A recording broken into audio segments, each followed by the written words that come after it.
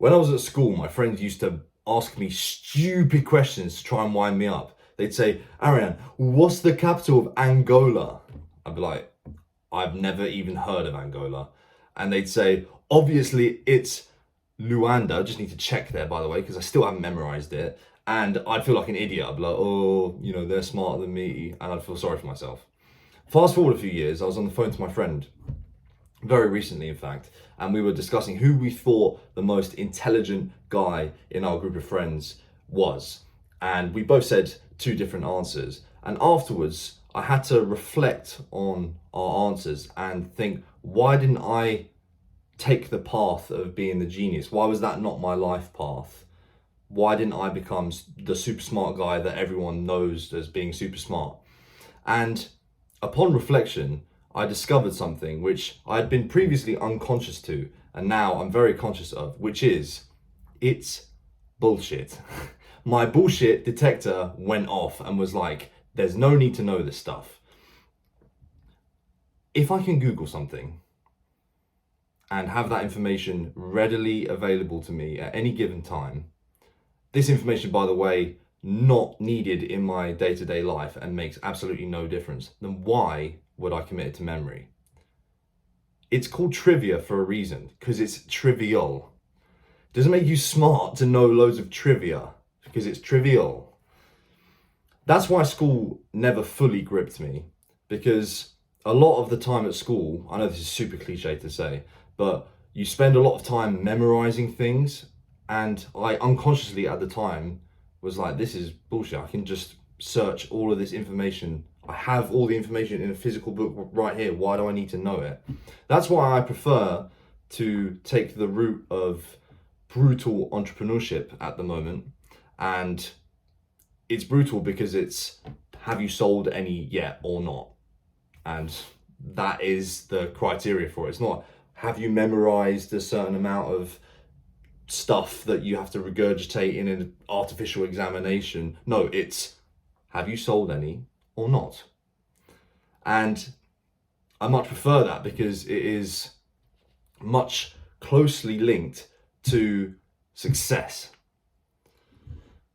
Intelligence is also very difficult to measure. You can have one guy that's very knowledgeable in 2 or 3 areas, and you could also have another guy that's semi-knowledgeable but in a very vast general sense. So yeah, we have IQ tests and stuff, but it's still very subjective as to who's more intelligent than others.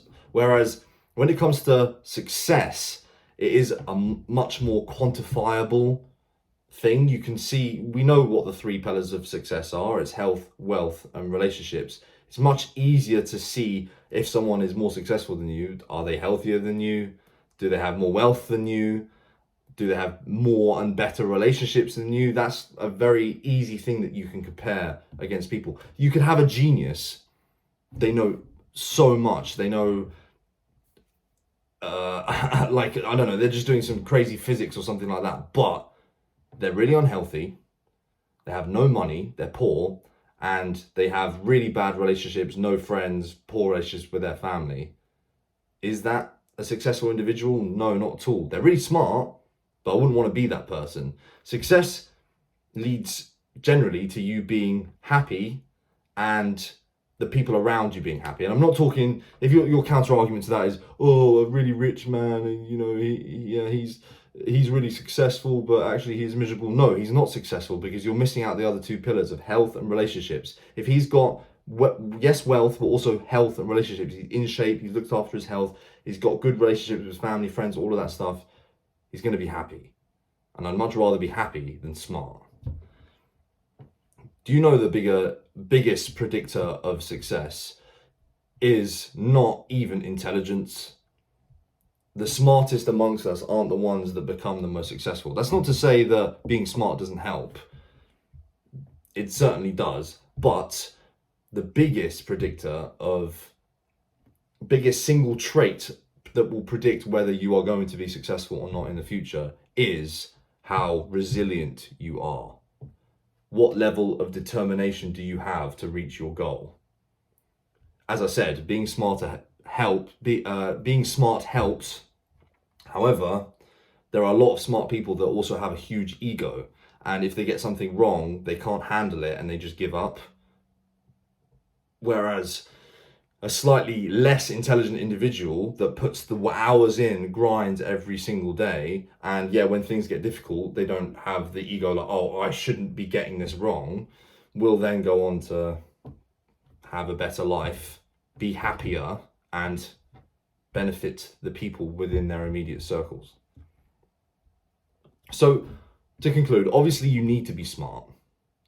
You don't want to walk around life being an idiot. That's not what I'm suggesting. But what I'm saying is you need to be smart about what you're smart about. I would argue that wisdom, studying the ways of life philosophies is a way better use of your time than just learning trivia or just reading academic book after academic book just because you feel that this will add to your ego of being a smart individual.